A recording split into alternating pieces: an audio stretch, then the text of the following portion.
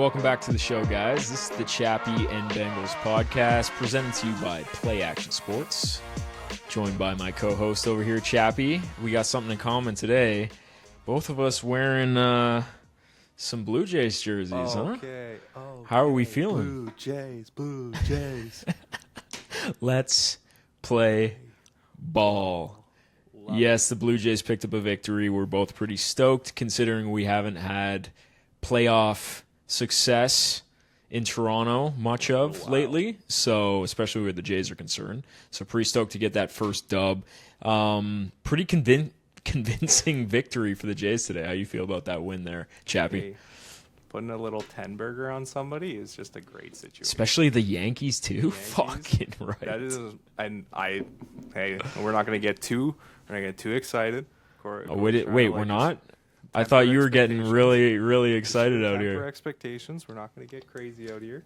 I'm just telling Jeff to relax. It's one game. Fucking, like, it's just such a. It's what now? It's exactly what I said on the last pod, where I said we're going to spray, we're going to play, great fucking defense. They're going to get cut apart by our fucking team on the hits, and I don't know what to say.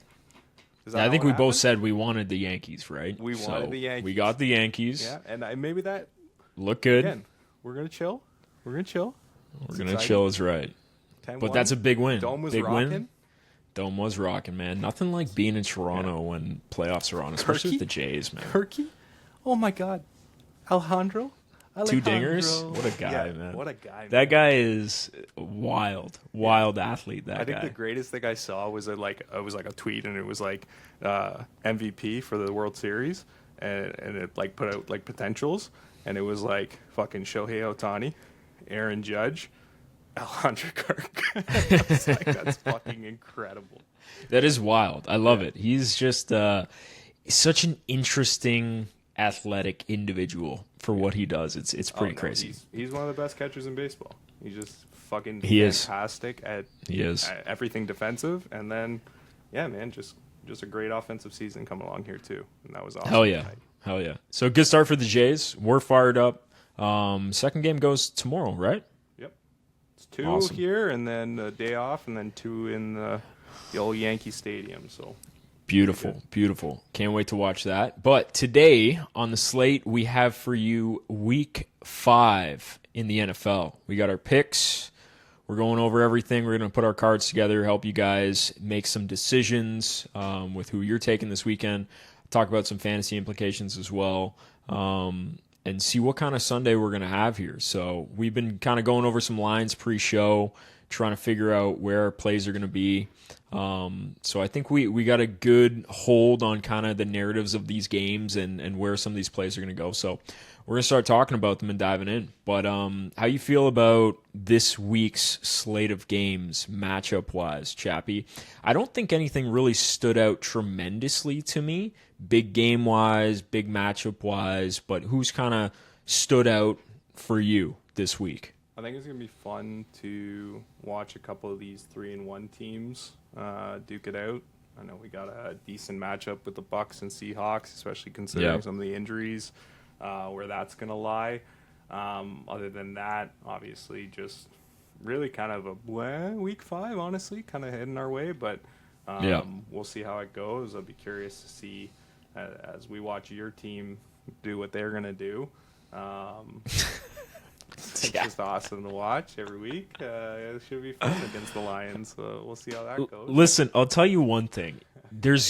I told you this before. They're going to show up one week, and it's going to be like, what the fuck was that? Where was that? And it's going to happen, but I don't know if it's going to be this week because they're playing the Detroit Lions. But I hope so. Yeah, just you know what? Just for fantasy player stake. Yeah, like that looks too easy, man. Like Detroit's 10.5 point favorites in Cincinnati. It's fucking crazy. It's crazy.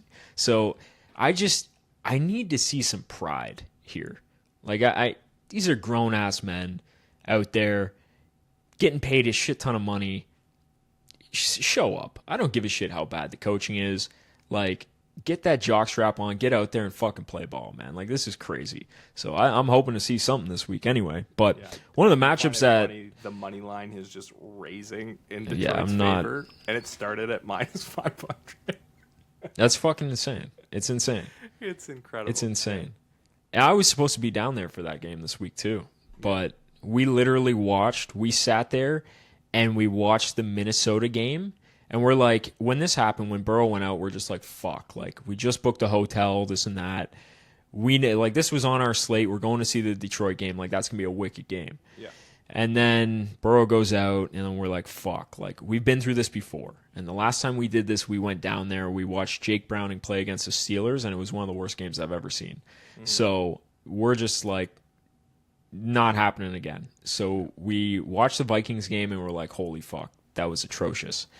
I held out hope one more week, watched that Denver Broncos game, immediately canceled the hotel and sold the tickets. I was like, no fucking shot. I'm driving down 8 fucking hours, spending the amount of money to stay in the hotel, the driving, all that stuff, to go watch a team that can't even put up more than 10 points. Is fucking embarrassing. So these seasons no are shot. just on sale all year, eh?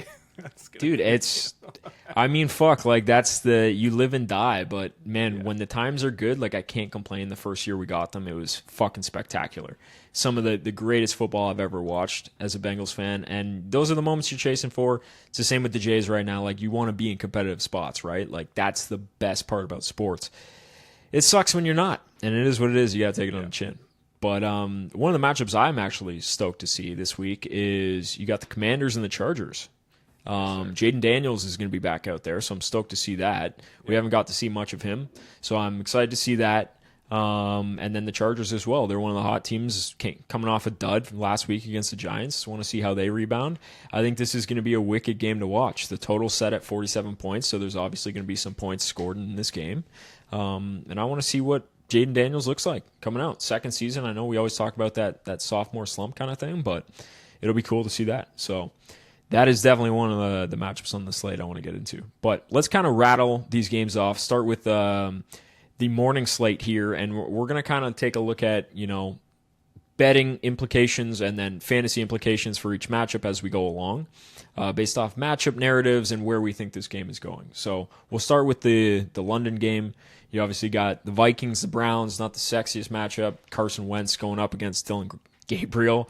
I don't think that's what the fans in London were looking for when they purchased the tickets. But hey, that's how she goes, right? We're 5 weeks into the season here, and this is the matchup you're getting. So how do you feel about this one, Jeff? I think this is going to be a slow game. The total is set at 36 points, so I think the Bucs think that too. Yeah, I think they do. I think we're going to see what kind of cojones Gabriel has and going out there and obviously seeing what's going on there. I think Minnesota is going to take this. That's my take. Bold. Yeah. I got the Browns. Okay. I think, honestly, it's just going to be a slow grind, but I think there is... It's going to be ugly. It's going to be ugly. It's going to be one of those, and knowing us, it's just going to absolutely be a shootout, and we're going to be like, what the fuck? But no, I think the Minnesota team is going to obviously take this. They're a little bit healthier. They've got some depth coming, obviously, back around. This is going to be the second week with Jordan Addison. I think that offense looked a lot better. We got more of what we expected from Justin Jefferson. Still dealing with the quarterback stuff, but Wentz is serviceable in a lot of ways. Yeah. So I don't think that the situation that's happening in Cleveland overall, even though just obviously a solid defensive team, keep the run in check the whole time. Jordan Mason, we'll see what comes of that. But I think this is going to be one of those quarterback kind of duels, and I'll take the side on Minnesota for this one. Yeah, so quick kind of knowledge here. Browns are top 5 in run defense, so that's kind of one of the reasons why I like the Browns in this spot is they have great run defense, which I think Minnesota needs to rely on right now with Carson Wentz in. They looked very poor last week, and they were down. And when you got Carson Wentz throwing more than he needs to, I just don't look at that as a recipe for success.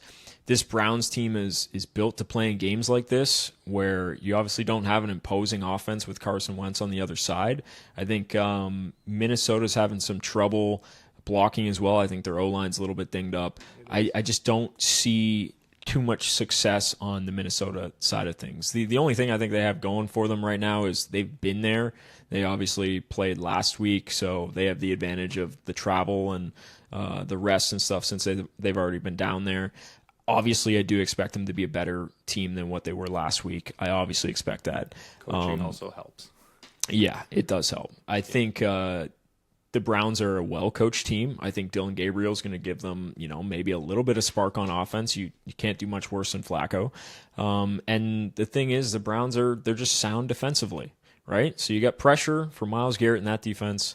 And then on the other side of things, you got a pretty stout run game with what they're doing now. And I think they're going to be relying on Judkins a lot in this game. It's just going to be a really sloppy game, right? Because Minnesota can create pressure too. But I just don't think they're going to take away that pressure by running the ball effectively. To me, that's what I think. So I think the Browns will have success here. Now, from a betting perspective, you have anything that stands out or anything you're putting on your card from this matchup? I'm probably just going to go back with Minnesota with Justin Jefferson, probably something to the nature of Justin Jefferson, again, on the reception line. Yep. I don't think it's being treated again like it should, in all fairness. And I think if we look at that, plus maybe a sprinkle on a parlay with that line and the money line for Minnesota, and I think that's probably my best bet here. I think, again, the situation with Hawk and Addison and that offensive ability, this is not a one-dimensional team by any means. And especially when you have cornerback injuries, and I think Newsome is potentially hurt here, cornerback matchup with Jefferson, I think that's only going to help aid in that opportunity for him to kind of have some explosiveness. So that's where I'm going to lie right now, is I'm going to go right back to the well that took me where I needed to last week, and hard to go wrong with what I would consider, I know you will change this opinion, but one of the best, if not the best, wide receivers in the game. 100%. One of the best is accurate, for sure. I'll give you that. But right now I don't have much of an argument when the Bengals are bottom 3 in total offense in the league. So can't really argue that. And I think you saw last week, you took him last week, and they started to get a rhythm going. He had 5 receptions on that first drive. And I think they can take advantage of Cleveland's. They play man a lot, and I think Jefferson can win those matchups. And obviously, I think they're going to struggle to run the ball. I think Cleveland's rush defense is great. They're going to have to pass, and I think that's a weakness, or more so of the weakness in the Browns' defense is passing, and they have the passing attack to do so. So I'm definitely there with you. The thing I lean to in this matchup is I'm probably not starting Jordan Mason from a fantasy perspective, first and foremost. I actually like the under a little more so on his rushing yards total. Now, his line's not very high, but Cleveland has not given up many rush yards. They held Josh Jacobs to under his total as well. I think they have the best defensive line in the game. Yeah, and I expect a lot more of that on this end. So Jordan Mason's line is 64.5 right now. I'd be taking the under, and I probably wouldn't be starting him in fantasy either. I think they're going to have a tough time there. And then I look on the Cleveland side, just the straightforward narrative of Judkins has been getting more and more carries. He's getting more of the work. I think I'm going to take him from a rushing attempts standpoint. I don't think they're going to have to get away from the run. I think this game is going to be close. And I think he's going to get the attempts. You got a rookie quarterback in there. He's going to need to rely on a running game. I think they're going to keep feeding Judkins, and then he's just going to have a game. So I'd take the over on his rushing attempts there in this game. Pretty straightforward narrative, but if you guys didn't tune in for that Thursday night game, I think narratives don't mean shit. Football is going to be played any which way, and it doesn't matter how many times we come up with these narratives. It's never going to hold true until it's played out on the field. So we'll see how that goes. Yep. But I think that's a wrap on that game. Let's move on to our first 1 p.m. game. And this one's an interesting one. We got the Dallas Cowboys and the New York Jets. Now, starting off here, I think before we say anything, is everybody jumping on the Justin Fields rushing yards over again? Because it seems like a cash every time this guy hits the field. You're not wrong. It's hard to, like, he's just mobile. Like, that is his game. I think it's, if you've understood anything between his time with Pittsburgh in the short time that he was obviously the starter there, that is what he does. Like, he has that skill set. He's a running quarterback. We've yet to see that passing part of his game truly be a thing. Yeah. But it's there too in Spark. Like, it happens. But no, I think it's tough to not look at that line and say, yeah, good opportunity here, especially if there's any kind of scramble that's required from a Cowboys defense, right? Yeah. And when you look at the line, like it hasn't really moved. They're consistently giving you that like 50-yard total. It's at 51.5 right now. I think it opened at 49, which is pretty consensus. He's at 48, 49, 81 yards. So 51.5 is kind of his line. You're going up against a Dallas defense that's not very good, although I will say their weakness is more in the secondary and the passing game. Their run defense has actually been substantially better. Maybe because they traded Micah Parsons and they got Kenny Clark, a pretty solid interior run defender. Yeah. Maybe, but at the same time, you siding with Cherry right now? I'm saying who knows where that trade's going to go, but Micah looked a little broken on the sideline in that last game too. Like, hell of a player, can't take anything away from him, but we'll see how that plays out in the long run. But I think Dallas's weakness comes in the secondary, so you might see a little bit more of that passing. And then on the Dallas side of things, I think it's pretty obvious that you have a pretty solid offense, minus CD Lamb right now, but I do think these guys are great. The one thing I will say is I think that they're going to have trouble running the ball against the Jets' defensive front. I think they're going to have more success passing on the Jets D. The one thing as well I want to point out is last week Dallas had a big emotional game, right? You had Micah Parsons coming back to town. I always like to look towards, and I'm sure all you guys out there too have heard that, look at the letdown after these big games, right? People, they get all worked up. It's a huge game. That game went to OT. It ended in a tie. I think Dallas might be a little stale looking in this game. So I'm going to lean towards under rushing yards for Javonte in this game. I just think they're going to struggle there, and they're going to have to throw a little bit more. Yeah. So what's your take here? You see anything you like in this matchup? Going to be throwing the ball again. Yeah, I think that's what this offense does when when they're actually solid. And I'm not a huge fan of Dak, but I can't say that when Dak isn't throwing the ball, that isn't the best opportunity for Dallas to win. So I'm going to go with Dak on his passing attempts. I think that's currently the best play in my book. It's consistent. He gets the volume. They're going to be trying to start things through that. And we'll kind of see how that plays out. But I think it's consistent. It's hard. There's low volatility in that play. I think that's going to be my play for sure. Got you. Yeah, I mean, I hope we get an offensive game here, but I feel like everyone's expecting this to be offensive, that it might be, one where you lay an egg. Yeah. So when I look at this, I'm like, okay, the total is 48 points right now. I know everyone thinks that because you like two bad defenses, some good offensive weapons, we're gonna have a higher score total. I think this might be more of an underplay here. Now, just because I think Dallas had that big game, they might come out look a little bit more flat. Same thing with the Jets. So curious to see how that one goes.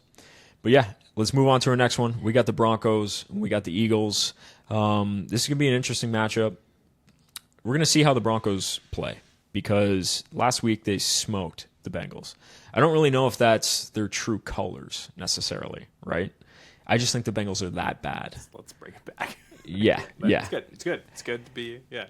I told you before that game, I was like, listen, Sean Payton's going to get Bo Nix the ball, and he's going to make him force the plays because it's going to be a get-right spot for Bo. And they want their quarterback to feel good and to have confidence and all that rainbow unicorn shit, right? So this game's going to be a lot tougher for Bo Nix to do any of that. And I think this is going to be a struggle for them. But not only that, I think Philadelphia might have a tough time too with the Denver defense. So this is going to be an interesting game because I want to see, what both these teams can do. Just a weird matchup, right? Weird matchup. But what stands out for you in this? You have anything that you're taking? Nothing at the moment, honestly, that I'm looking at, because I think, like you mentioned, the two styles of these teams of what they were going against are vastly different. Obviously, we know what Denver's defense can accomplish, so I think obviously that opportunity to keep it a little tighter than expected is probably there. Philly also hasn't looked particularly bad through 4 games, right? They have kind of been a little bit slow, but not necessarily are they, not being what we expect from the Super Bowl champs, right? So yeah. I think that's going to be an interesting thing. I think the spread is probably the nicest looking part of this at 4 for Philly, and I think that's just. You think they cover that? I think they cover the 4, yeah. And reason being is just I think it's going to be tight enough, and that's why they're keeping it there. But this will probably be one of those games that either a late score or something separates at the end of the game. So that's my fair. Point. I think so. I don't know if you saw the news, but we already had a disgruntled AJ Brown. We know that. Now, actually, Devontae Smith has come out and said that he's frustrated with his role in the passing game. Now, I love this because the media is all over this shit.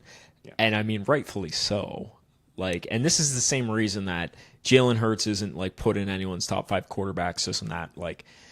And then when I read into this stuff, I'm like, you get they're winning. They're 4-0, right? You don't need to throw the ball. They had a game where they had to come out against the Rams and they threw the ball and A.J. Brown looked like the all-star that he is, and it worked. And then you go back to last week and it's the struggles are there.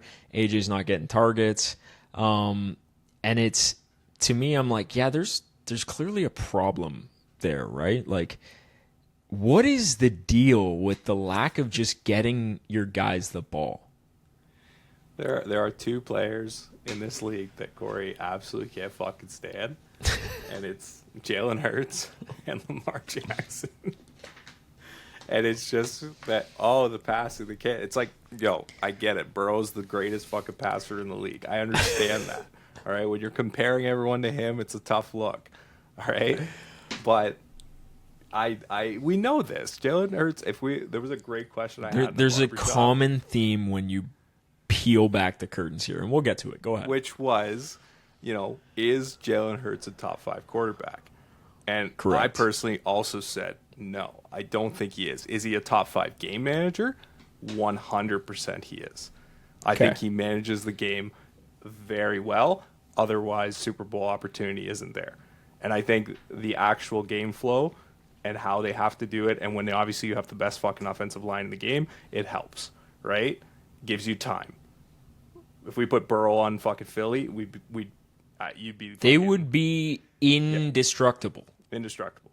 But is he a great quarterback? No. We know that he's not the best passing. But then, okay.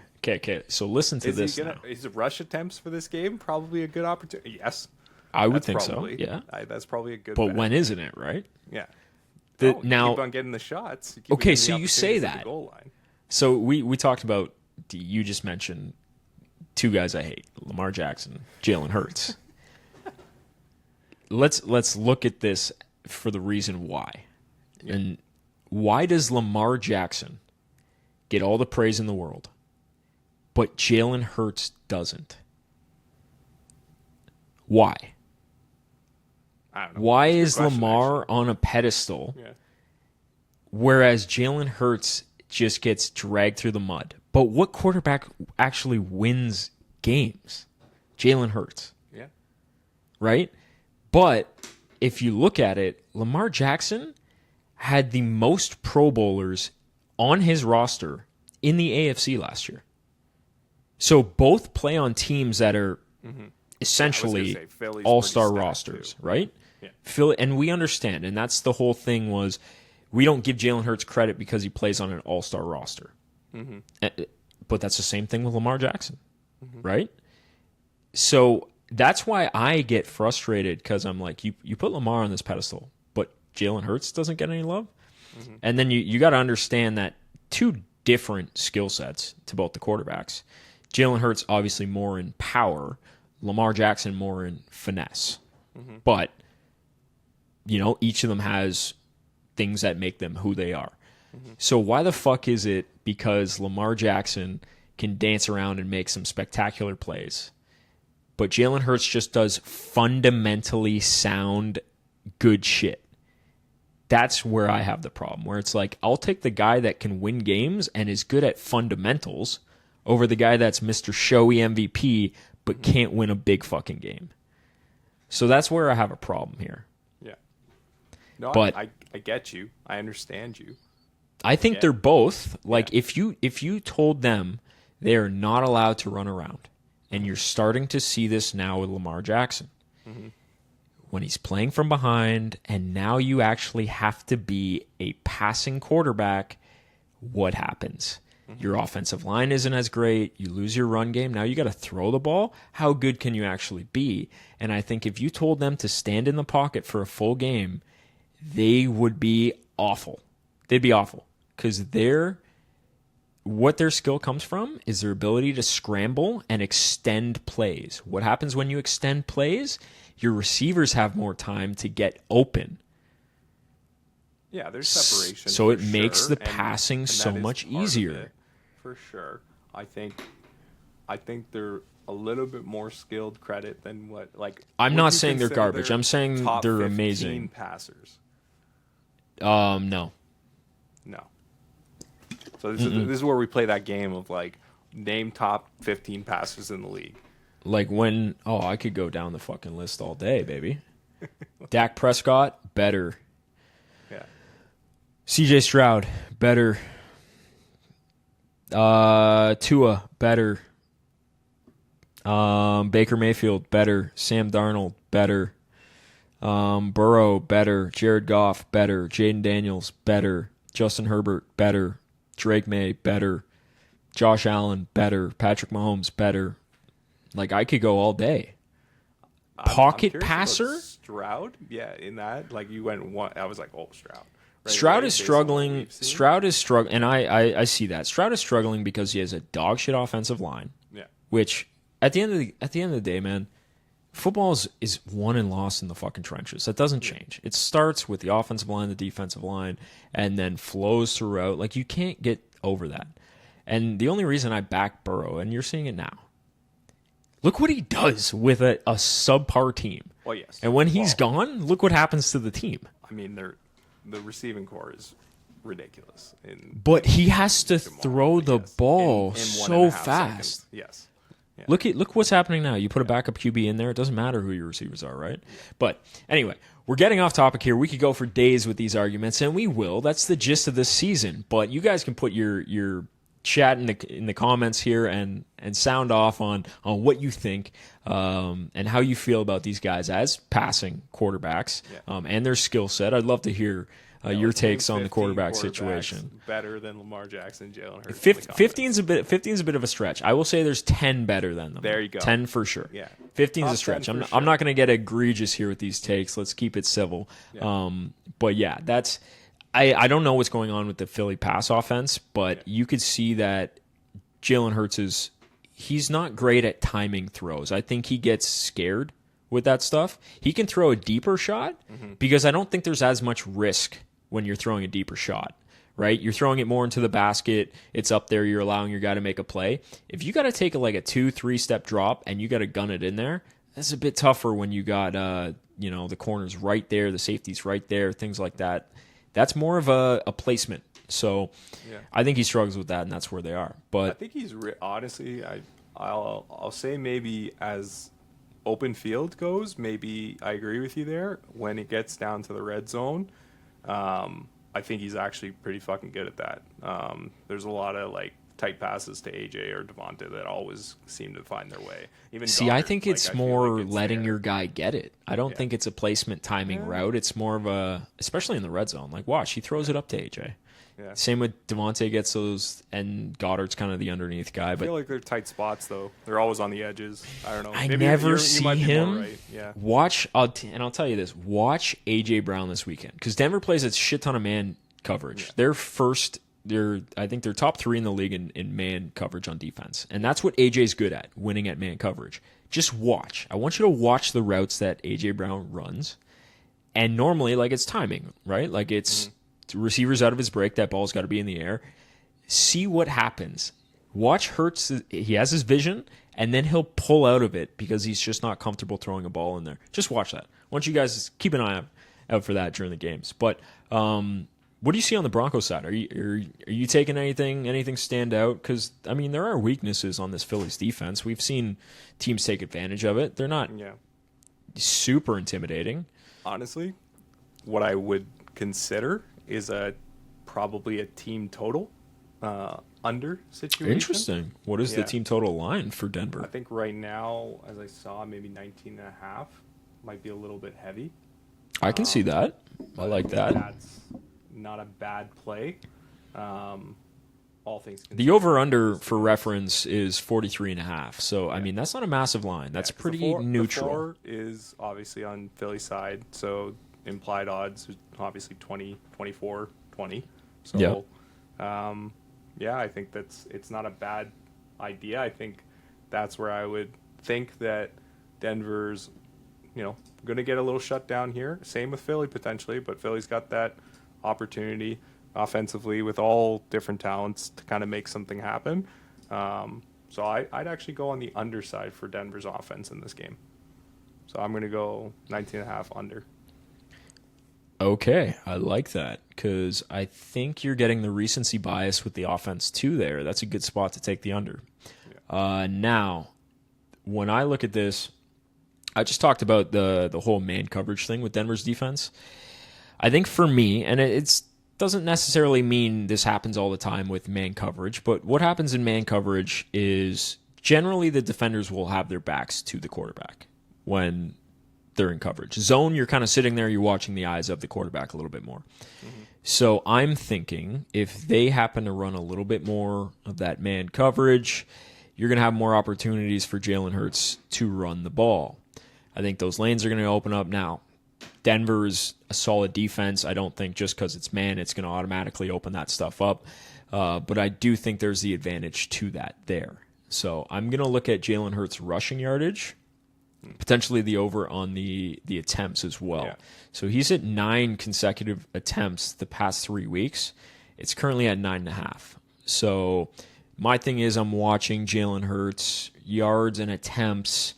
Yards is at 38.5, so I like that line a little bit better. Gotcha. But that's who I got my eyes on. Now, in terms of another player I want you guys to keep an eye on is J.K. Dobbins. I think his usage is going to start kind of splitting with R.J. Harvey. And I want you to watch R.J. Harvey's receiving props in this game because we watched last week and it could just be because, it was an easy game to get the rookie in against the Bengals. I think he's going to start seeing a little bit more target share, especially with Dobbins, injury history, age. You obviously don't want to beat him up throughout the season. So I think Harvey is going to get a little bit more of the passing work, and you're going to keep an eye on his receiving props right now. His line is 10.5 yards receiving. So I think that's a good line to take a look at. Too. So keep an eye on that. Now, let's move on to our next matchup here. We got Houston, Baltimore, another under. I'm telling you, a lot of these games look pretty dog shit, to say the least. Yeah. We got all the injuries that are kind of coming into play here now. We're at that point in the season. But I've been looking at this game, and I have a play. I have a spicy play here. I might be taking somebody for an alternate over total in this game. And we'll see once we start talking if you can guess what that is. There's 2 standout bets I'm going to be taking And we'll be talking about the other one later on. And we're going to see if we can make some big money off some alternate over totals this weekend. Okay. But yeah, Ravens Houston. Alternate over what? Alternate over like just the game or what? No. Player props. Specific. Player props, yeah, specifically. But yeah, going into this, obviously you got Cooper Rush starting for Baltimore here. It's not going to be the Lamar show. So Houston has a chance in this game because they're going to be able to play good defense, and they're going to be in this game. Baltimore's not going to be able to let it get away. And when we look at, we just talked about C.J. Stroud. You're going up against a pass rush that just hasn't been there on the Ravens side of things. So that's going to help. That's going to allow him and his receivers to have some time, to have some down-the-field plays, actually turn into something. He's not going to have pressure in his face. So I think Stroud and the offense has a chance to do something here. And, Woody Marks had a great game last week. He's going to be someone to watch. But who stands out for you in this Baltimore-Houston game? Cooper Rush. No way. Cooper Rush, eh? What do you like about Cooper Rush? Passing attempts, baby. I'm feeling it. Feeling real good about it. Feeling hot. Passing attempts. Yeah. What is his line at currently right now? I don't even know. Passing attempts, Cooper Rush. Do you know what his line is? Let's hear it. 29.5. 29.5. I like that number. It's a good number. That's interesting. I thought you would go more the rushing line here. So this is one thing I actually might want to fade in this game is the Derrick Henry prop. Yeah. That's right. I actually want to fade it. I think we all think this is like they have to feed him the ball. Yeah, it might be the attempts. I don't like the yardage though. Yeah, I think he's just going to grind it out. And his line is 85.5. I'm just not interested in that. I think the Houston side of this game is this is an interesting game, and I think based on the fits that some of the passing defense has been, I think Houston might get ahead, and they might get ahead early. And this is good. I like this because you're playing into my prop, so this works. Keep it going. All right, yeah, just talk it up. All right, and as a result, they are going to go with Derrick Henry. I'm not saying that they won't. I think they're going to use him. They're going to have to. You can't get away from it with Cooper Rush. Especially with Buddy. Yeah, exactly. However, I do think in order for Baltimore to have the chance to win, they got to pass the ball. And I don't think there's going to be a ton of completions per se, but I think Cooper Rush will get involved heavily in the passing game. And I think the attempts are there against a Houston defense that will give it up sometimes. So let's see. That's fair. I think that's the play. I think Derrick Henry has the opportunity to obviously be the lead back and be the main player, but these guys got to get the ball, and that's where I'm leading it. Interesting. Okay, so I mean, you look at the narrative, and it's like obviously you would think, okay, Lamar Jackson's out, Ravens got to rely on Derrick Henry if they're going to win this game, right? It always happens. It's a trap. It's a fucking trap. It's a trap. Every time. Everyone always says that. Oh, it's going to go to the main player. And just watch it. Just get a sense of it. Get a feel. Get a touch. Just feel it out. It never flows that way. It never flows to the main guy. Like I would agree. The only team that ever fucking happens with in this league particularly, is Christian McCaffrey. That's the only fucking player that ever happens with. Which we saw that. That's the only player in this entire league that just gets funneled the fuck out of. Derrick Henry's there too, but it's just not the same. Yeah. So no, I agree. He hasn't hit that. So since the first game that they played this year, against Buffalo, Derrick Henry had 169 yards against Buffalo, right? Yeah. Since then, his rushing totals, 23, 50, and 42 yards. Yep. And you've seen that he's been taken out when they're down, right? He's not being utilized. How are they putting an 85.5 line on this game when he hasn't even come close to that in the last 3 games? I don't know, because the books are obviously baking in everything that we just mentioned here. Yeah. So when I look at it, I'm like, Houston's defense is great, man. They don't have a problem on the defensive side of things. It's the offense. And I don't see how Houston's going to have light boxes against Baltimore because they're not afraid of the pass. You got Cooper Rush in there. Their receivers aren't really great threats. I'm not scared of that. So if I'm Houston, I got guys in the box, and I'm doing everything, and I'm just playing man on the backside. I'm not worried about that. And I think this guy, and on the other flip side of this with Cooper Rush, I think the pass rush in Texas, they're just going to fucking run after him, right? And this guy's going to have to be quick on his throws. He's going to have to get it the fuck out. And you just got to get it out. You're just, you're serenading me with these takes right just now. Talking dirty over here. Oh my God. All right. So let's get into the juice here. I'll tell you what I'm taking now.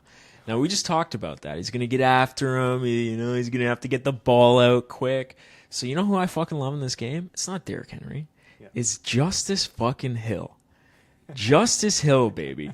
Now, we want to take a look at the receiving props for Justice Hill. We've seen his usage tick up. You watched last two games, he's had 40-plus yards receiving. Now you got to... Where's Justice Hill? Whose team is he on? Yeah, I wonder. Yeah, I bet you don't start him, though. You're a bitch. You won't just start him this Derrick week. Henry. Talk shit about Derrick Henry a little bit more. Who has Derrick Henry? That's fine. I'll take it. I know where Derrick Henry's value lies, and that's with Lamar Jackson in the backfield with him. Henry. I love Derrick Henry. It is what it is. But to me, when you look at this, we literally just mapped it out for you guys right there. This game, it's going to come down to some checkdowns. He's going to have pressure in his face. Cooper Rush is going to have to get that ball out. And who are they going to have on the field when you are in 3rd and long? Justice Hill. Look at his receiving total right now. It's 12.5 yards. I'm easily taking him for 20-plus receiving yards in this game. Also, without a doubt. Have the 24th ranked coverage defense in the league. There you go. What more do you want, people? That's the stats. And if they're down at all and you got to throw, it's going to be Justice Hill all day. And the comfort check down, Justice Hill. And he's a great player. He's a great receiving back. So I'm going to be taking him. I might be playing a ladder with him. I might be doing over 20, over 30 receiving yards. I'm also going to be taking him for a touchdown in this game. I think these are odds that are just massive right now. I think there's massive value on that play. So Justice Hill, baby, lock it in. Oh, I can't wait for this to come to fruition and get back on this pod and be like, look at that. Told you. Look at us. Who would have thought? Love it. So that's our plays for that game. Now I'm going to be pairing that Justice Hill play with another play later on. We'll get to those games as well. But we got to kind of dive into some of these crappier matchups here. We'll be a little quicker on these ones. We got a couple matchups. Raiders, Colts, Dolphins, Panthers, and then we got Giants, Saints to wrap up the 1 p.m. slates. So we'll get into the Raiders, Colts quick. I think we just got the news. Brock Bowers is out in this matchup. Yep. Raiders are, they're very inconsistent, and I think that's on account of Geno Smith. He's just an inconsistent quarterback. He's going to look like shit one day, and then another day he's going to come out, he's going to throw for like 350 yards. You just don't know what you're going to get. Against the Colts defense, I don't know.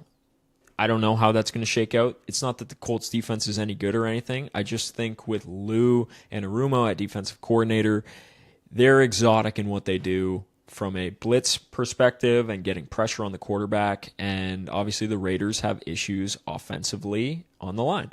So I think that's going to give them a bit of a problem.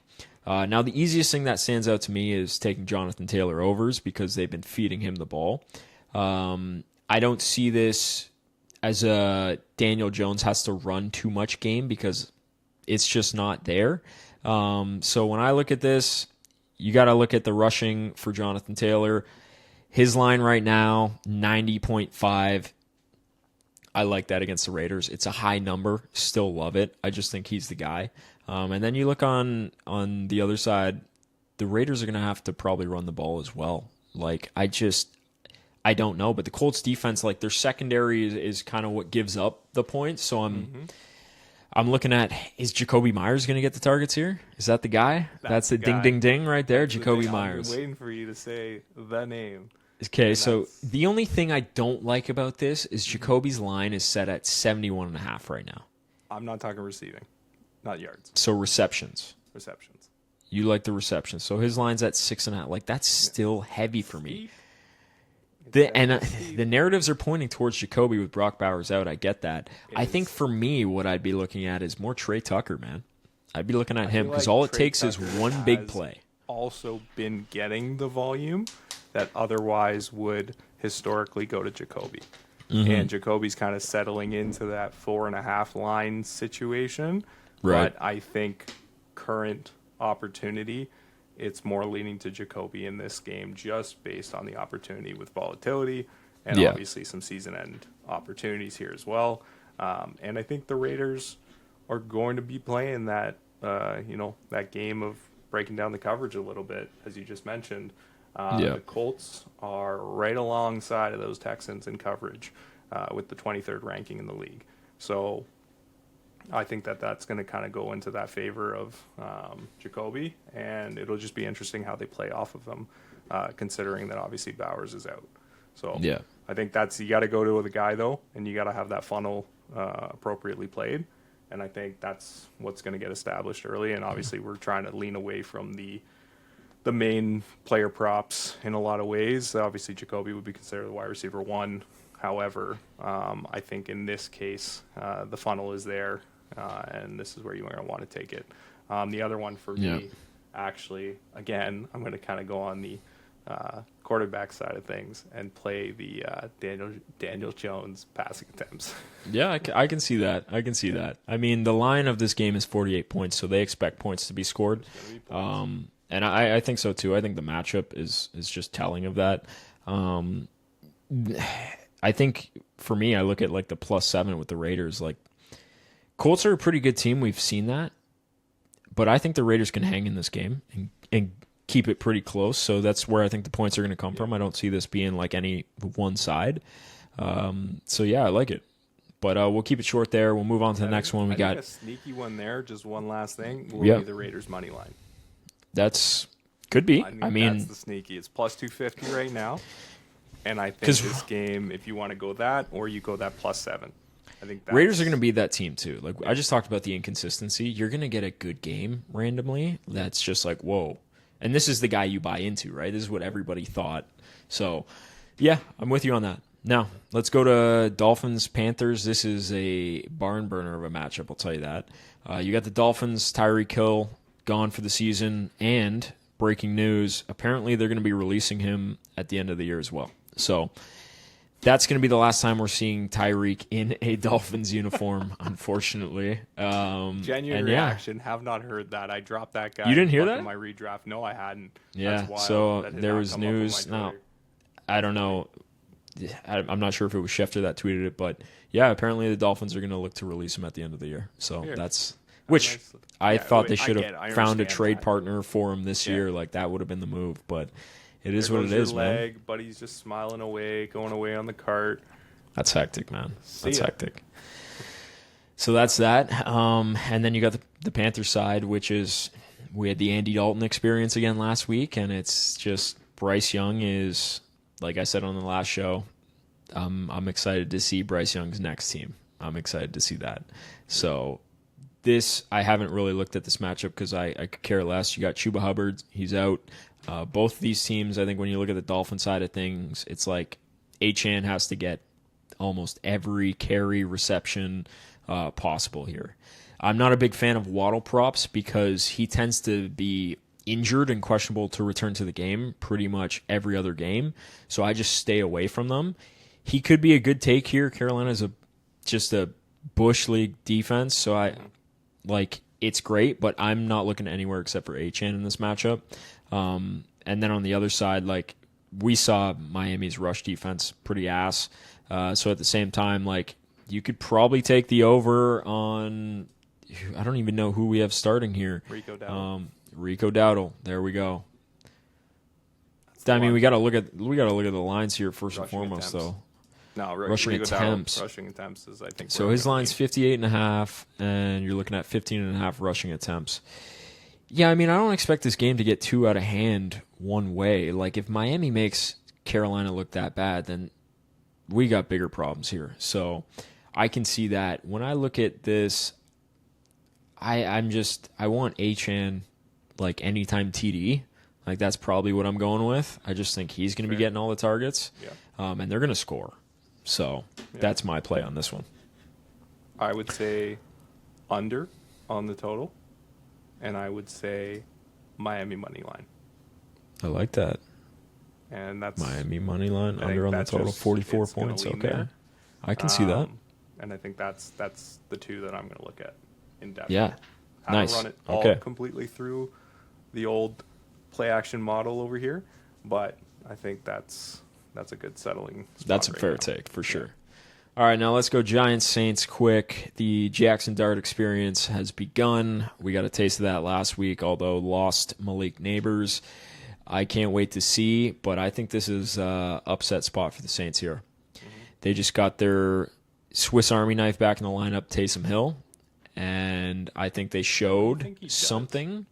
I don't know, dude, but I just feel like I've seen games from him where he puts up like 3 tutties, he's the guy. And are we going to sit here and say, like, oh, he's going to get eased back in? Like, is that where we're at? Or do we think he just gets, like, in there and he has monster, like, opportunity?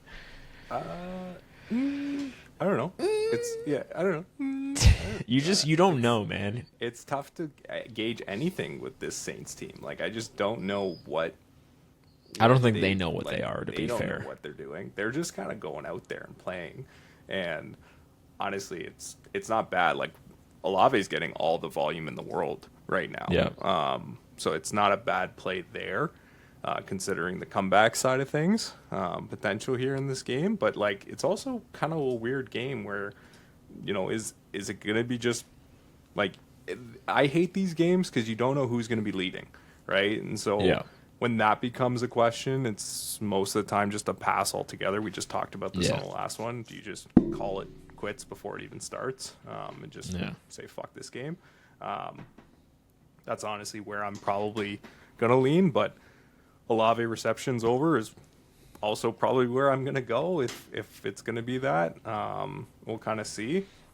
He's been getting the volume, that's for sure. He's just Targets are there. He just obviously from like a fantasy perspective hasn't gotten the huge boom yet in terms of like touchdown production and all that kind of stuff. But volume targets, I think he was like 6th in the league right now, like in terms of volume. So that's a good play, I think, in my opinion. And then I don't know, the rest is kind of up in the air. It's hard to gauge what this is, but if it's going to be one of those like splits between guys going to come back in the game, or do we expect volume to kind of head that way anyway, then I don't think that's what's been their MO so far year to date. So why would they change it against a team that's not overly great, right? No, I agree. I don't know how this is going to flow on the Giants offensive side of things, like without Neighbors. I look at Scadaboo's rush attempts. He had 25 last week. His line's at 16.5 right now. Man. I don't know how he's not going to get a shit ton of carries, especially with their alpha receiver out. Like, you're not going to drop back Jackson Dart and just make him throw a game. Like, I just don't think that's the thing. I think this game is going to be relatively close.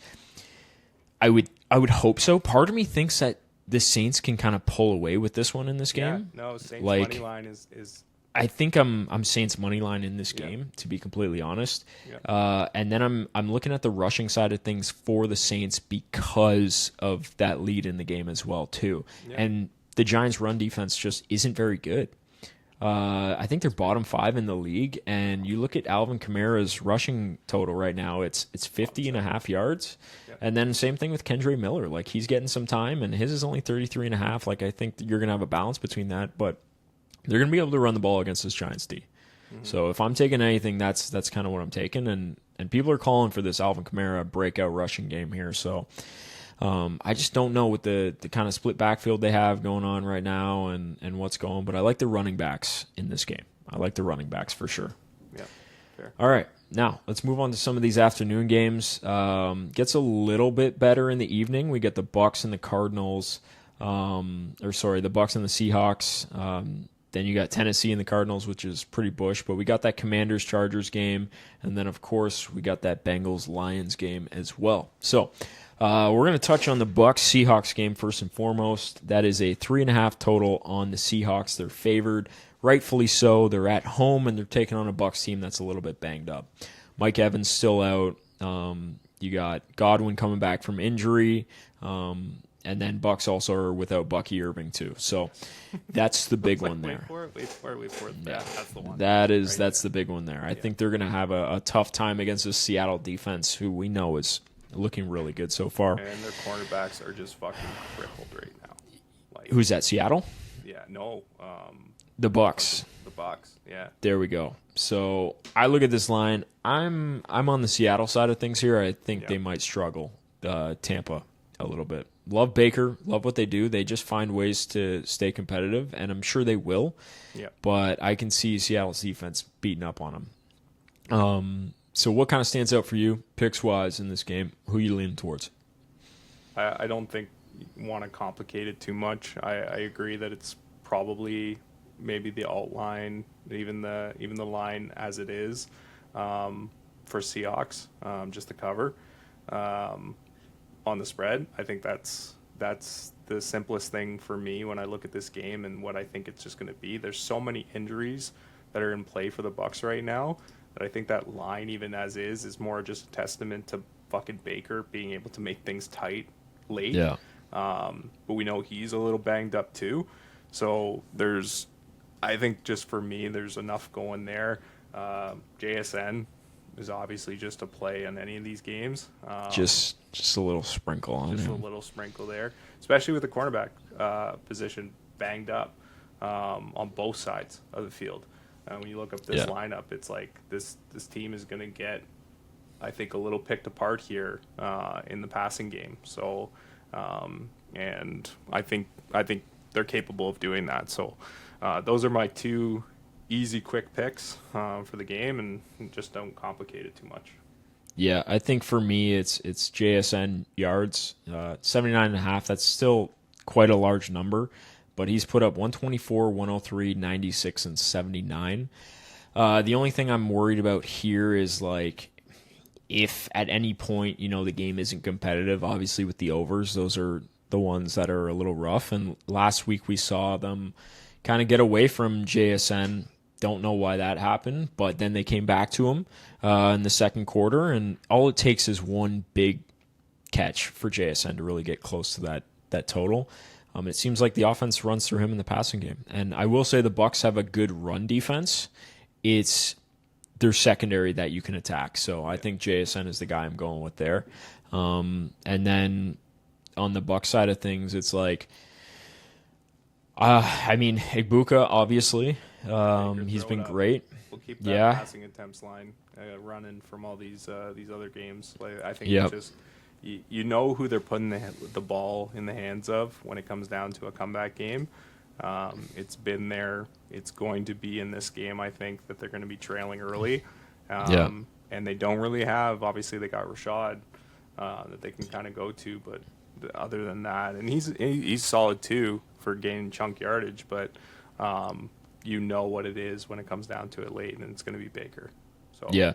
On that Rashad topic, they have his line right now at 50.5 rushing yards. Mm-hmm. I'm going to take the under in this game. I think Rashad's more of a pass-catching back, and I just don't think they're going to be relying on him to run the ball, nor do I think they're going to be running the ball much based on what we just spoke about, right? I think they're not going to have success against that Seattle D running the ball. It's going to have to be the Baker show. He's going to have to throw the ball. And I don't think he hits that 50.5 yards total line for Rashad. So keep an eye out for that. But apparently, both of these teams are going to be rocking some of their throwback uniforms. Seattle in those gray, old Seahawk uniforms, and then the Bucs are in the creamsicle. So this is going to be a hell of a uniform matchup. I will say those Bucs throwbacks are probably my favorite uniforms in the entire league. Love the color combination. So that's going to be a wicked game to watch. Now let's get to quick take on the Cardinals-Titans game. We're not going to talk too much about this. Tennessee's complete ass. They're going to be cleaning house at the end of the year. And the Cardinals are kind of getting dinged up at the running back position. I think it's pretty straightforward where this offense goes through. It's McBride. It's Harrison. Harrison came on last week on the Thursday Nighter. And I think now this is going to be the Trey McBride show on Arizona side of things, and we're not really sure what Tennessee is going to show. So what do you think? Honestly, Tough game to call. Yeah, because Arizona they could be big, Yeah. let up spot as well. Yes. Just too easy looking. It's weird. I don't love it. I think let's go with a carry line of one of those RBs from Arizona, honestly, and let's figure that out. I know that it's been obviously filtered down to Demercado and fucking Michael Carter. Yep. But I think that they have to play that as the game progresses. And I think either of those lines is kind of sticky in that regard. So I think I'm going to lean that way. But everything else, like you said, it's going to be kind of like one of those games that's a little bit weird to judge. I don't know. I think the Titans are obviously just a dog shit right now. And it's what are you going to get? I'm not really touching that. I don't really know who I'm taking in that game. I'm just not really into it. If anything, I'm taking Trey McBride for 50 receiving yards, and I'm just going to leave it at that. Fair. It's pretty straightforward where it runs through. I'm just worried about being up, game script, not having to throw the ball too much, those types of things. So that's that. Keep that short and sweet. Move on to the next one. We're going to talk about Bengals-Lions now. Get to the Bengals-Lions game. Obviously, we spoke about this earlier. I'm going to need the boys to show up here a little bit, salvage some pride, because shit's not good in Bengal fan land right now. So I just need my guy Jamar to get some fantasy points as well, and just, some stats at least. Show something out there, right? It's been ass. It's been ass, and obviously the books are showing it too with the 10.5 line on Detroit, which nobody would even argue that at this point after the abysmal showings. So who you got in this game? It's hard not to take the Detroit Lion touchdown parlay of everybody on that offense. We're going to do the Detroit special at this point. The Detroit special, everybody gets a TD. It's like that Oprah meme. Action. It's like you get a TD, you get a TD, everybody gets a Monty, TD. fucking Gibbs. Fucking everybody's getting one. Goff might sneak one in. Just Oprah's out there in fucking Detroit handing out touchdowns to everybody, and then that is what it feels it's like. Fucking called Dan Campbell, and this. I think it's gonna be tough. I'm gonna keep it simple. If that's our mindset going into it, 10.5, fucking take it, and I'm just gonna sit there. And I think it's hard to. I know you want to keep it tight here. I don't think for the life of me, between the coverage, this team has so many angles to hit you with offensively that they just are not going to be able to get off the fucking field. And I think that's the problem is it's just gonna defensively they're good too. Defensively they're sound. The Bengals are just going to get pinched, man. They're struggling offensively right now. So they're not going to be on the field a whole lot, and that's just going to lead to more offensive opportunities to break down the Bengals defense. So, and Detroit, they don't give a fuck if they're beating you by 50, man. They'll keep it going. They're going to try some new. You know what? They probably got a playbook right now where it's like, if we're up 21 plus. Yeah. We start some fuckery and start trying some shit out. It's a practice for them. That's where I feel like this is going. Play action model right now. And this has been solid so far. It basically gives into a categorization of what this script is going to look like. Okay, and one of the scripts is kind of favorites play, but grinding away the team defensively, so they just kind of keep scoring away. It's not a chaos script. That's the lowest form script. It's like a fucking just continually pound the money line kind of side of things, and this has yet to give a more favorable thing to a team than this week with Detroit and the Bengals. It has a 0.6% chance that is going to be a money line. Absolute. I'm not ready for it. Of the Bengals, and maybe we're wrong. I would. I hope so, man. I hope so. Monty and their team offensively is just so solid, man. Oh, it's wicked. It's wicked. They got a great team. Yeah. So got a great team, but we talked about it. Listen. Yeah. It's the NFL. Listen, both these teams put their pants on the exact same. Yeah. You never know who's going to show up. And I'm, like I said, just show me something. Show me a little something out there. But this is kind of where I have my other alt line in play. And I think we just discussed why. Yeah. Because we think everybody and anyone's going to score against this defense. Yeah. But my take is going to be the guy that hasn't gotten as much love. J-Mo. Yeah. And the reason why I say that is because J-Mo runs a lot of... I want you to stop what you're doing. I want you to go into our league. I want you to go down to that flex category.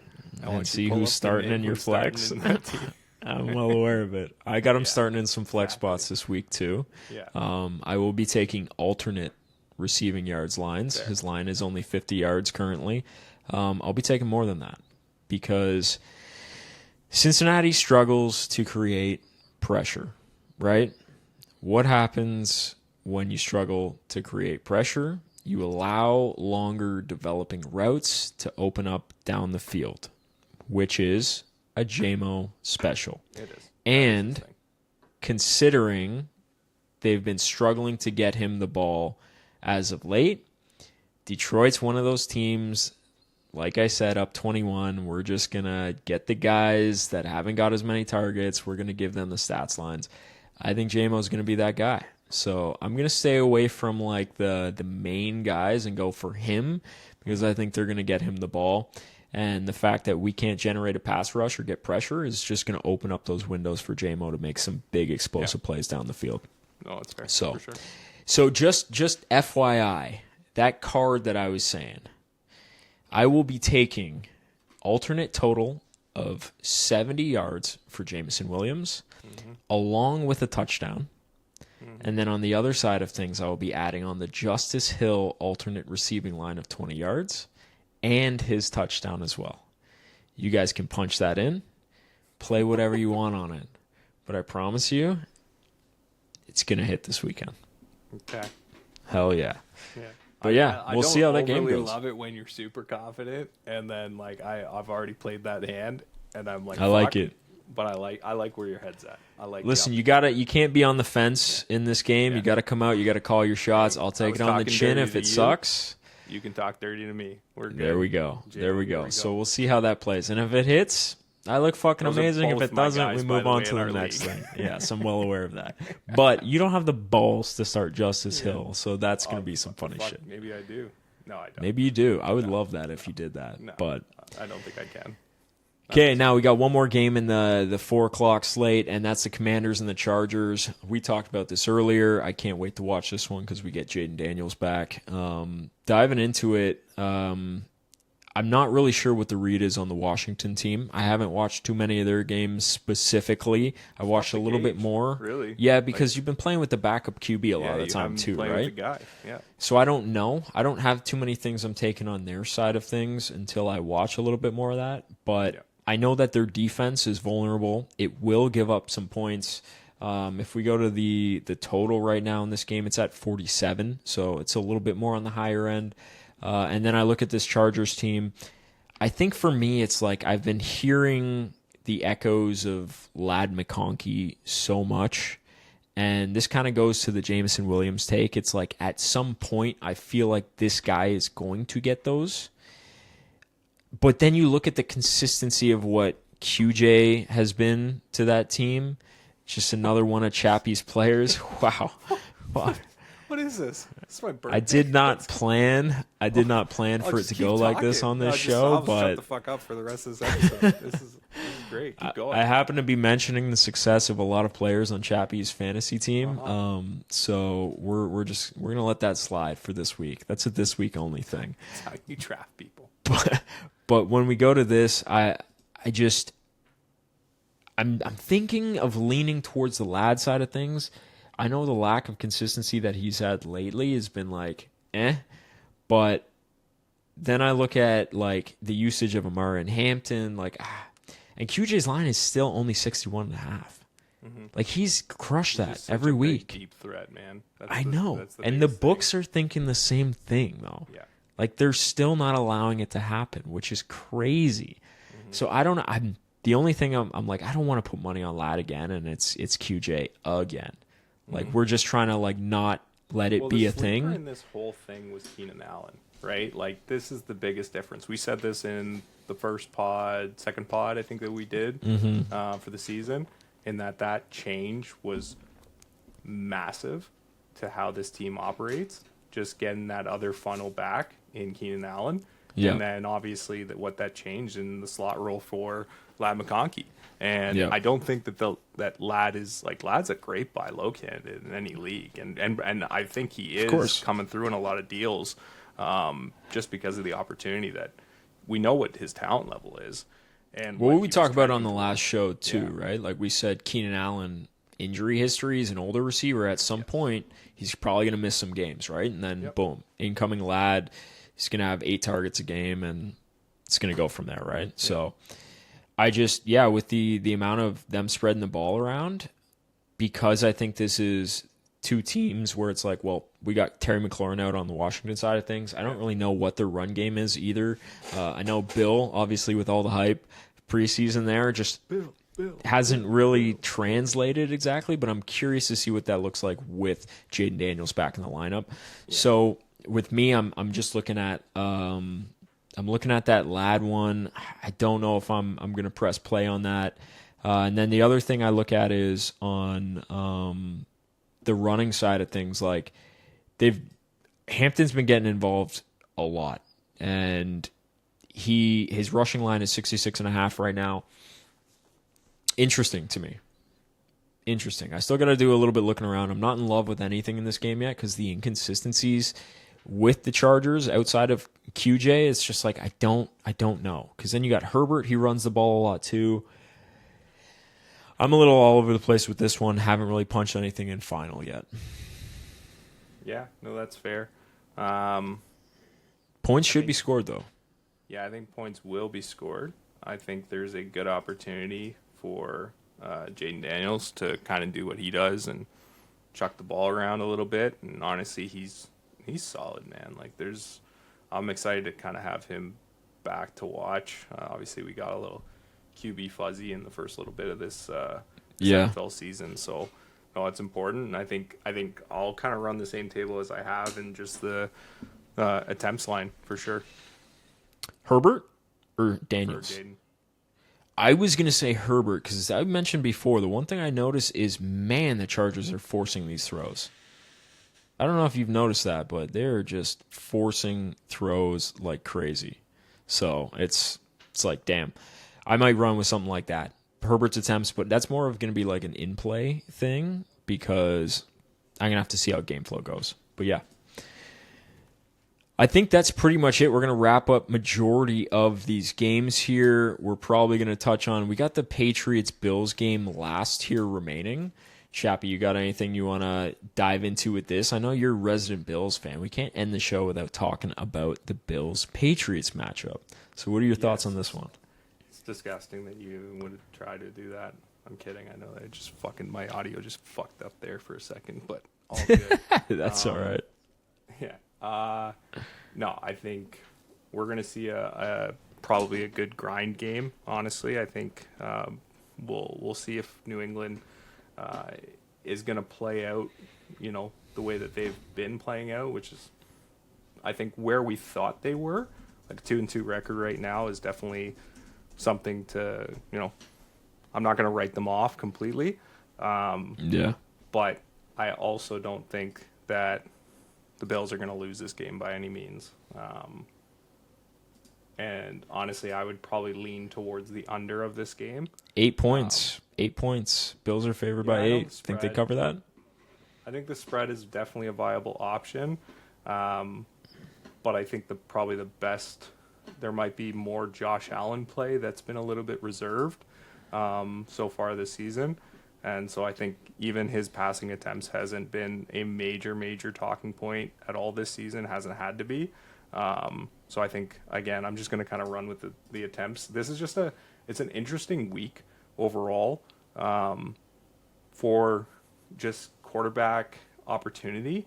I think that's something that hasn't been fully realized yet. And just with all these kind of like weird under total games, I think it's just going to be managed. And I don't think it's necessarily going to be a running game as it has been with what Buffalo's been doing, kind of leading Josh Allen to be that game manager.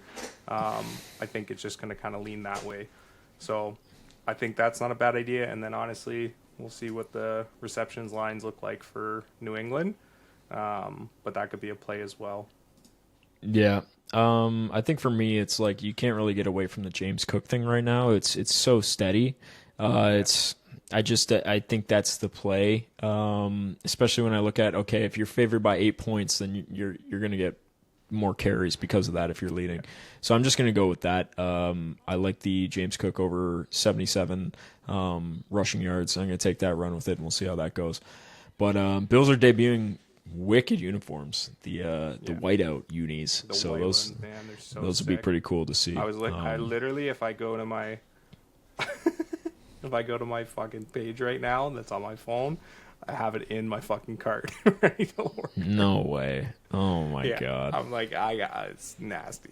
I was looking at the sweaters. I was like, these are gross. It's nasty. I've heard people that aren't even Bills fans say that they would buy the jersey just because it's so sick. It's just the blend of the silver and the snow type of feel. It is dope. It is dope. Sick, man. Yeah. They did that right, that's for sure. But yeah, I think that's going to wrap up our week 5 slate of games here. We got a lot of our picks in. Hopefully, we're over the 50% mark on some of these plays. And we'll be back to take the accountability on the chin if we win or we lose, right? So we want to say we appreciate you guys tuning in. We're going to be getting more of this content out for sure. We're going to get those Monday matchups out there, hopefully prior to the Monday Nighters, and then we'll be back to recap everything. But Chappy, you got anything you want to say before we head out? Let's go Blue Jays, baby. Let's go Blue Jays. Hell yeah. Game 2 goes tomorrow. We'll check on the sanity of Chappy after that one. But yeah, appreciate you guys tuning in. We'll catch you guys in the next one. Chappy and Bengals out.